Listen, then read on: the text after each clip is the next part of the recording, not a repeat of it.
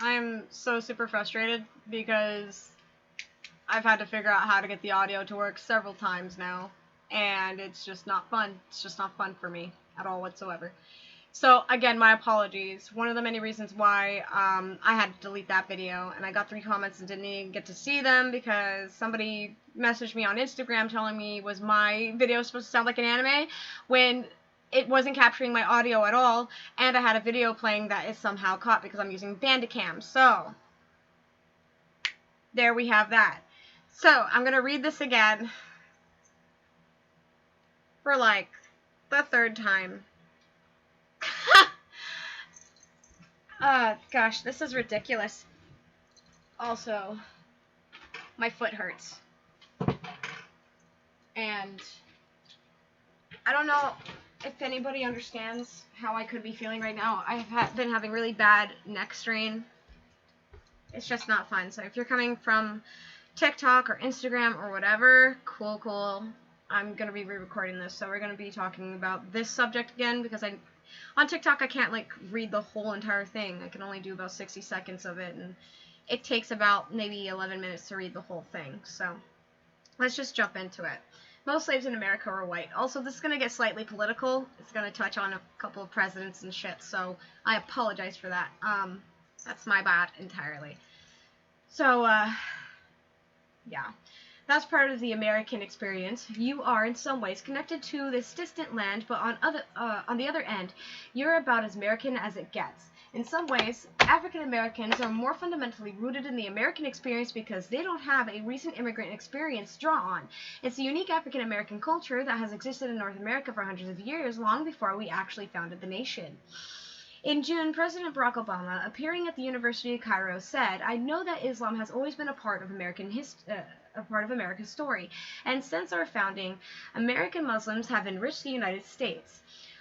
Bullet points. Muslims have not always been part of America's story.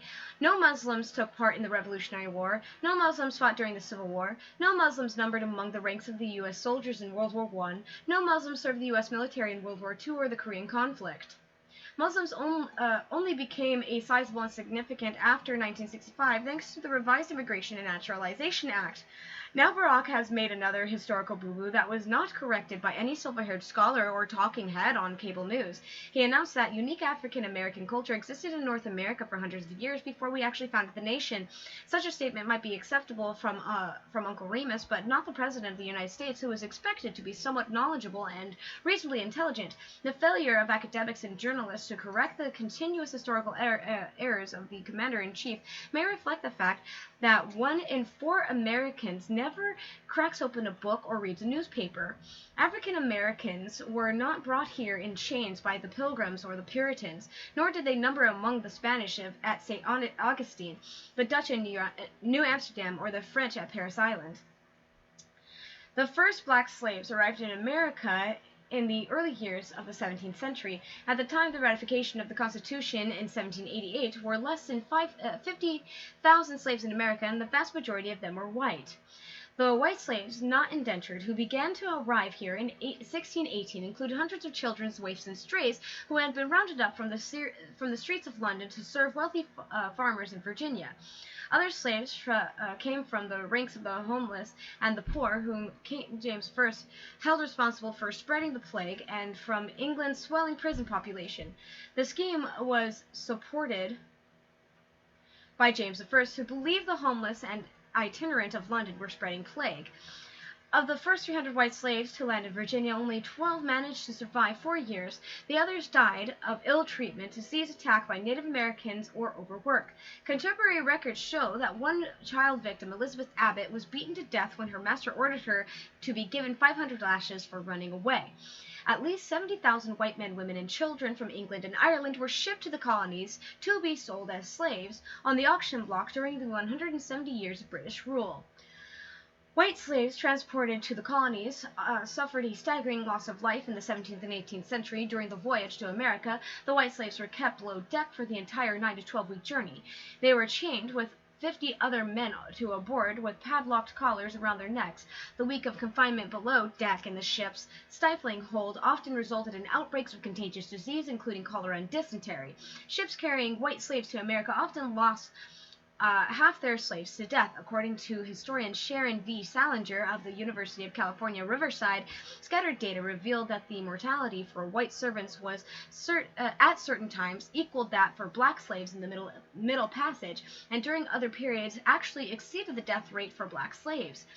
Ms. Salinger affirms a death rate of 10 to 20% over the entire 18th century for black slaves on board ships en route to America, compared with the death rate of 25% for white slaves. Okay, let me scroll up. Buster R. Dulles in Labor in America writes the white slaves experienced discomforts and sufferings on their voyage across the Atlantic that paralleled the cruel hardships undergone by Negro slaves on the notorious Middle Passage.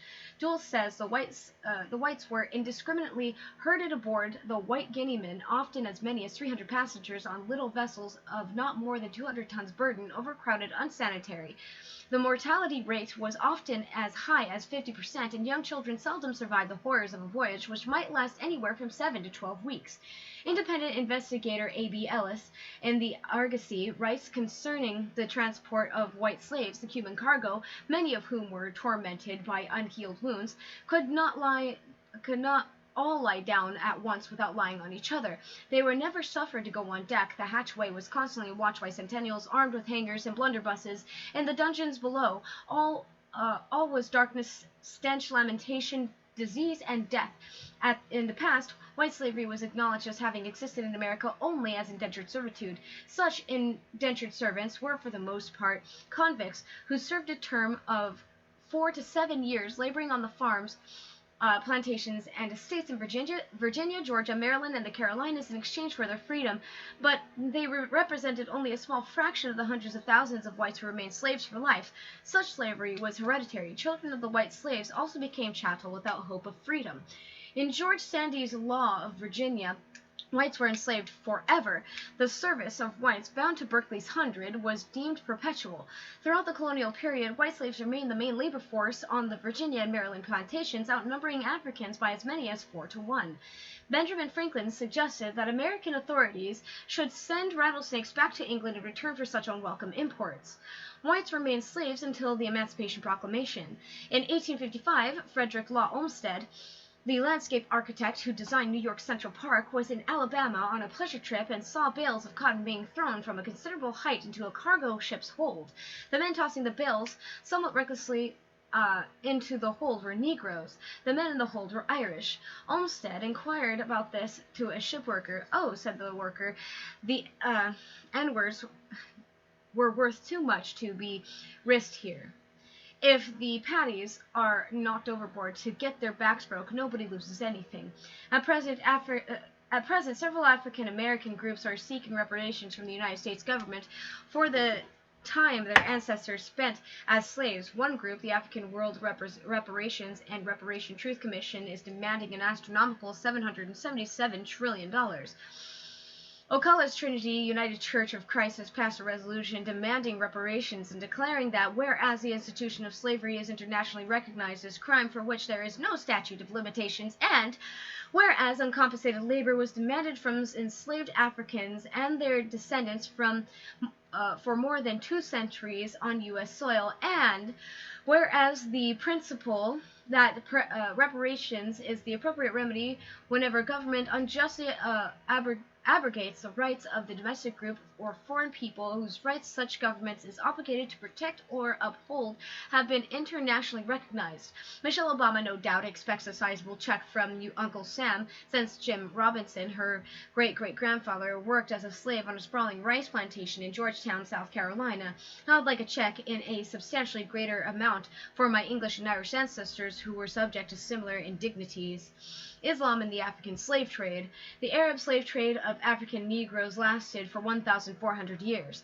The European transatlantic African Negro trade lasted for 300 and only 5% of the slaves were brought to North America. 95% were taken to South America and the Caribbean. Today, the descendants of the Negro slaves brought to North America have the highest standard of living of any Negroes living anywhere in the world.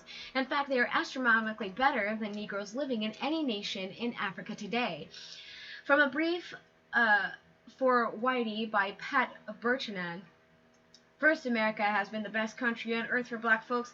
It was here that 600,000 black people brought from Africa in slave ships grew into a community of 40 million, were introduced to Christian salvation, and reaching the greatest levels of freedom and prosperity blacks have ever known.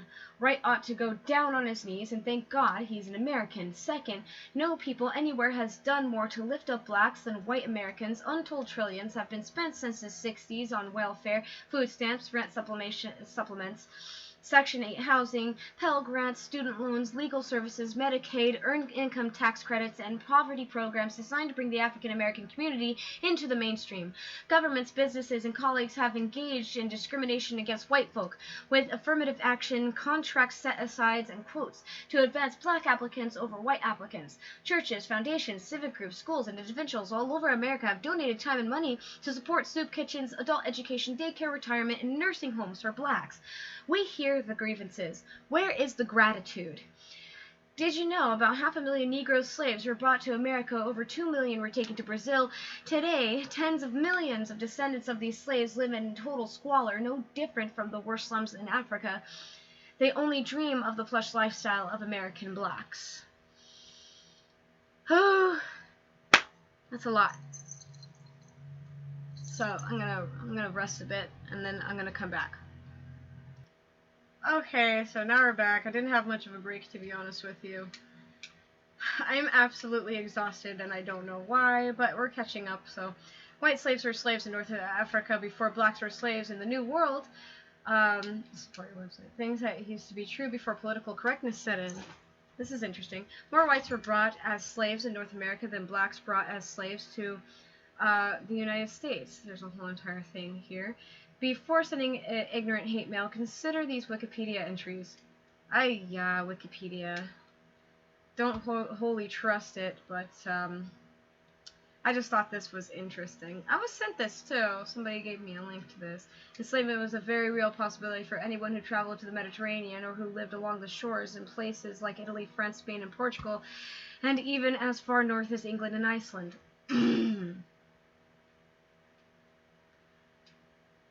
I wonder if things were different on Wikipedia before they changed things around, because when you try to look into this, they say it's a myth. You know what I mean? The Barbary slave trade refers to the slave markets that we're so done with 4th of July right now. That were lucrative and vast on the Barbary coast of North Africa, which included the Ottoman provinces of Algeria, Tunisia, and Tripolitania, which is probably shortened to Tripoli now, but I could be completely incorrect, and the independent Sultanate of Morocco. Between the 16th and middle of 18th century, the Ottoman provinces in North America were normally under Ottoman suzerainty, but in reality they were most autonomous.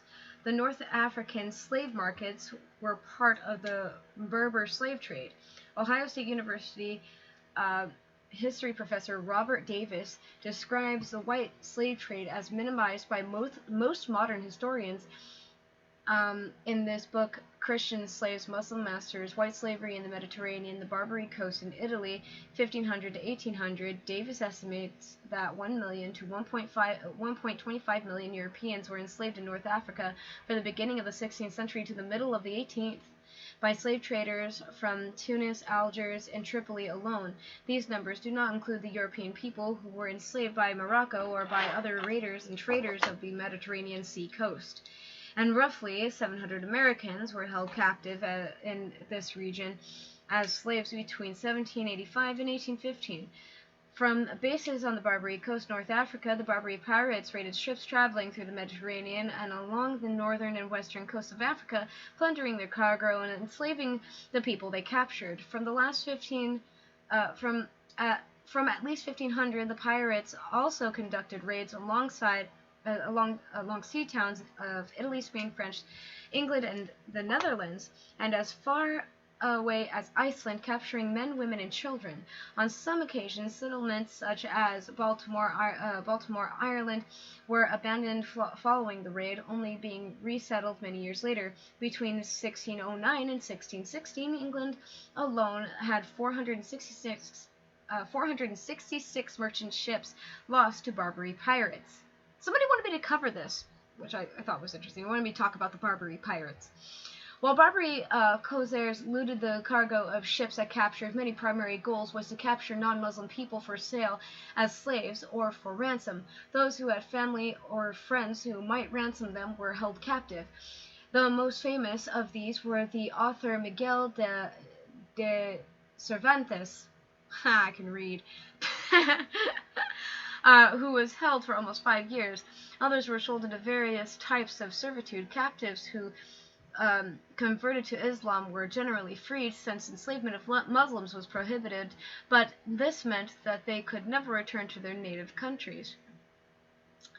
16th and 17th century customs statistics suggest that Istanbul's additional slave imports from the Black Sea may have totaled around 2.5 million from 1450 to 1700. The markets declined after the loss of Barbary wars and finally ended in the 1800s after the U.S. Navy expedition under Commodore Edward Preble engaged gunboats and fortifications in Tripoli.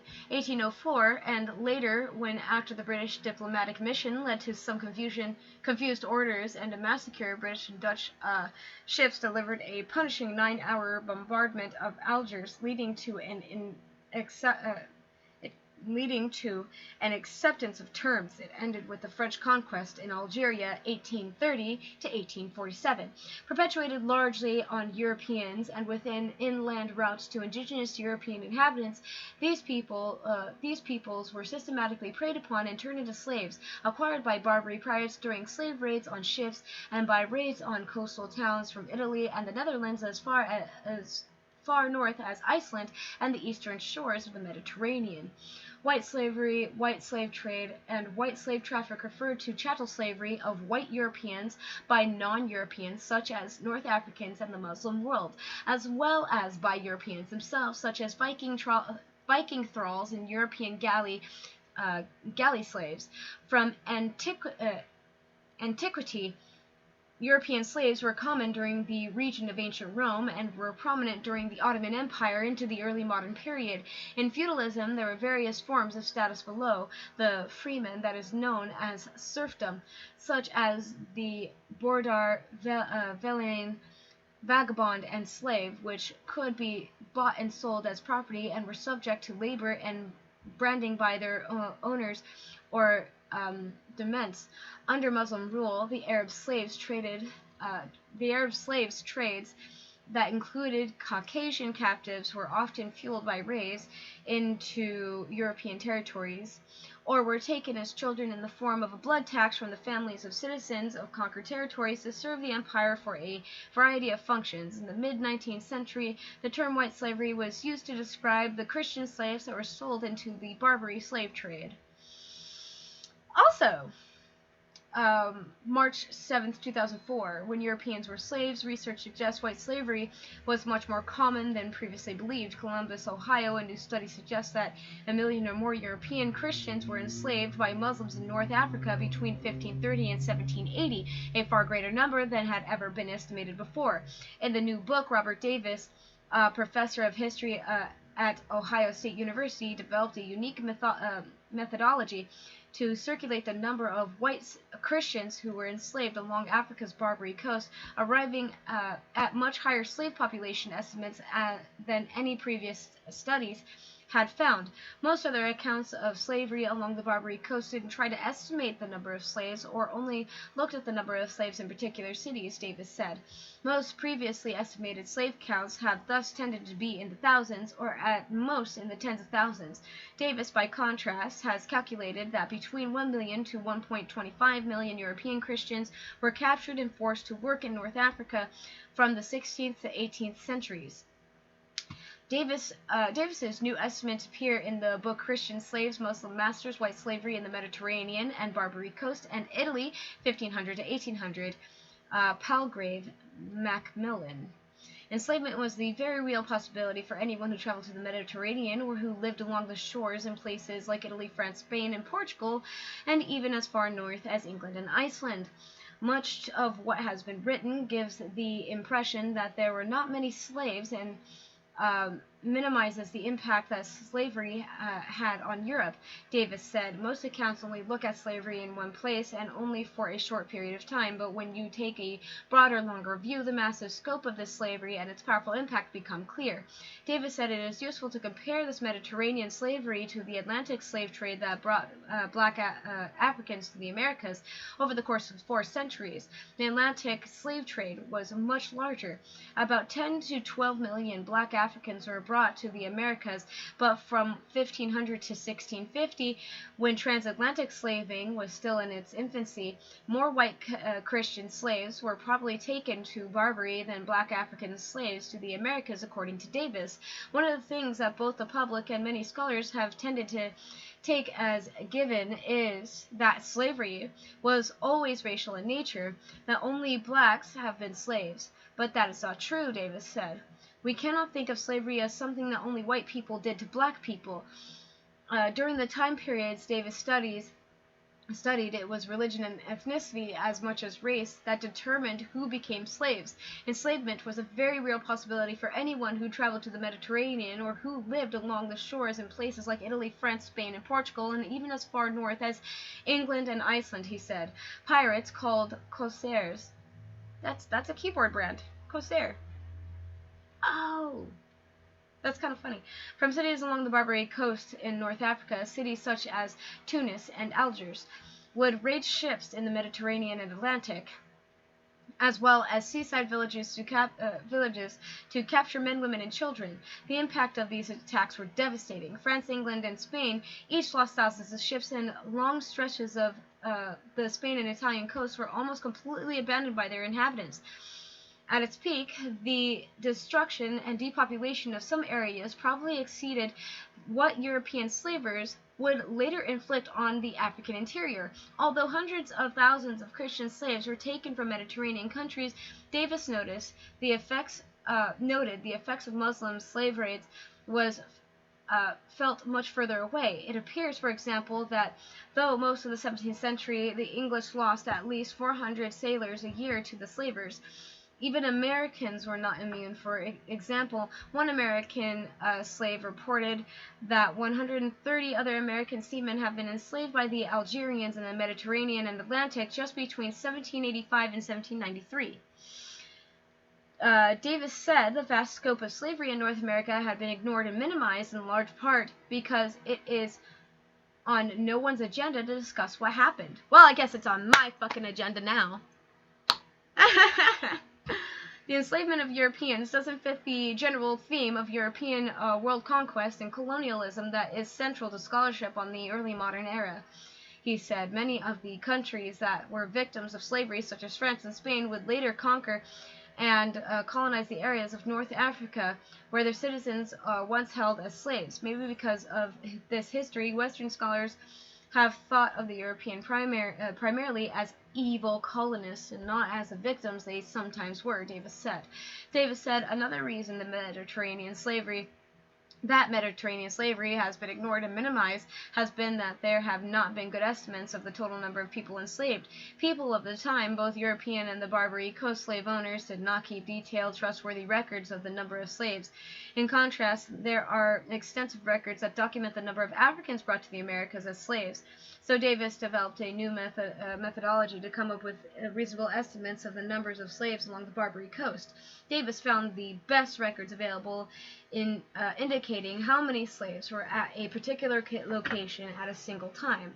He then estimated how many new slaves it would take to replace slaves as they died, escaped, or were ransomed.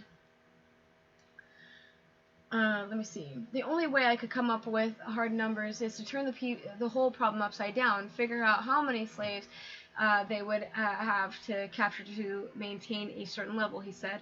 It is not the best way to make population estimates, but it is the only way with the limited records available. Putting together such sources of attrition as deaths, escapes, ransoms, and conversions, Davis calculated that about 1/4 of slaves had to be replaced each year to keep the slave population stable, as it apparently was between 1580 and 1680. That meant about 8,500 new slaves had to be captured each year. Overall, this suggests nearly 1 million slaves would have been taken captive during this period. During the same methodology, Davis had estimated as many as 475,000 additional slaves were taken in the previous and following centuries. The result is that between 1530 and 1780, there were almost certainly 1 million and quite possibly as many as 1.25 million white European Christians enslaved by the Muslims of the Barbary coast. Davis said his research into the treatment of these slaves suggests that for most of them their slaves were every bit as difficult as that of slaves in America. As far as daily living conditions, the Mediterranean slaves certainly didn't have it better, he said. While African slaves did grueling labor on sugar and cotton plantations in Americas, European Christian slaves were often worked just as hard and as lethally in quarries, in heavy construction, and above all, rowing the corsair galleys themselves.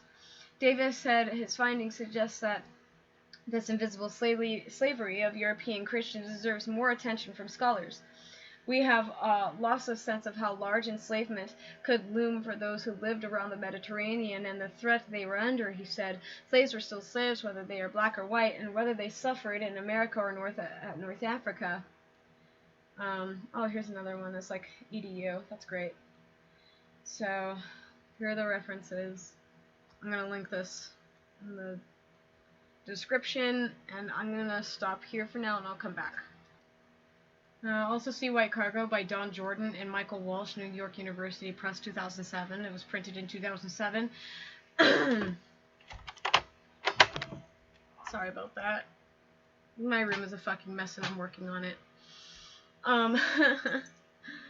The New Color Line by Paul Craig Roberts and Lawrence Stratton points out that the 1946 Civil Rights Act explicitly prohibited racial quotas.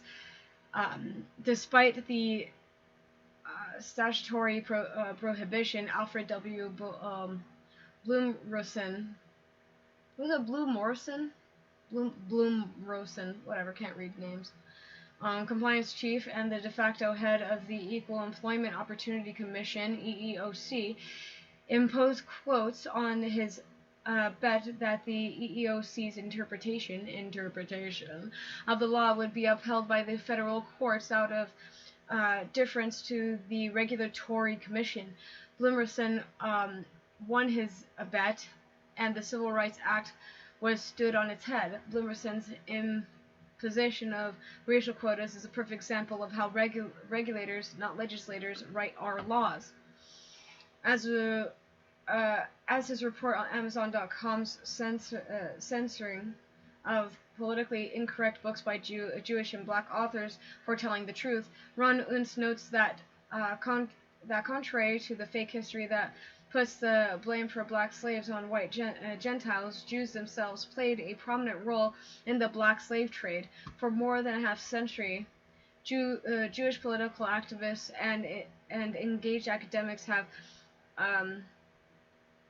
pilloried white American society for its long-standing mistreatment of blacks, especially focusing upon the original sin of black slavery, and almost every morning by New York Times carries one or more articles filled with such denunciations. Americans of Anglo-Saxon founding stock are invariably portrayed as the villains of the story, and American Jews frequently cited as among the heroic supporters of the civil rights movement that eventually rectified some of these injustices. Yet the true facts may be somewhat more complex. Over a quarter century ago, provocative NOI researchers published a fascinating volume gathering together a huge quantity of historical evidence suggesting that prior to the Civil War, America's tiny Jewish population had actually played an enormously disproportionate role in establishing and promoting black slavery, with their co-ethnics even sometimes outright dominating that institution in the vast and exceptionally cruel slave plantations of Latin America, which were frequently operated by like death camps. These claims are hardly plausible, given that slave trading had been a very traditional Jewish occupation in much of Europe and the Middle East for the last 1,000 years, and it is possibly more than a coincidence that the largest centers of Jewish settlement in colonial America tended to be those cities focused on the slave trade. It is often overlooked that slaves were enslaved before they were bought and sold by Jews, Arabs, and Gentiles. The unasked question is, who enslaved them? The African slave trade originated in the Black Kingdom of Dahomey in Africa. The Black King of Dahomey conducted slave wars against rival black tribes. Arabs and later Europeans seeking a workforce of the New World purchased black slaves from the Black Kingdom of Dahomey. See Carl Dahomey and the slave trade. This important history is almost unobtainable in the present era of political correctness and fake history that has been created in order to manufacture a new victim group. American blacks learned from Jews that to obtain the status of victim group brings special privileges.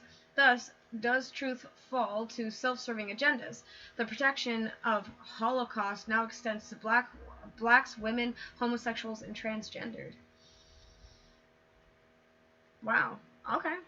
Really interesting. Then there's this PDF that I found, the history of Caucasian race.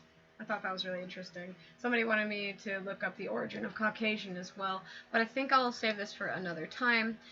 This has been like 30 minutes of shit, but really good shit. So, yeah, if there's anything else you want me to look into, leave it in the comments or message me on Instagram so I can at least have a record. Or, I mean, heck, if you're on TikTok, message me, and I'll take a screen cap to remember. There's also quite a few other links that some people that are helping me in my research have looked into, and I'm going to be reading those off on YouTube as well, because I want to read the whole thing. I don't want to sit there with 60 seconds and people just sit there and say, oh, well, you're only picking what's convenient for you.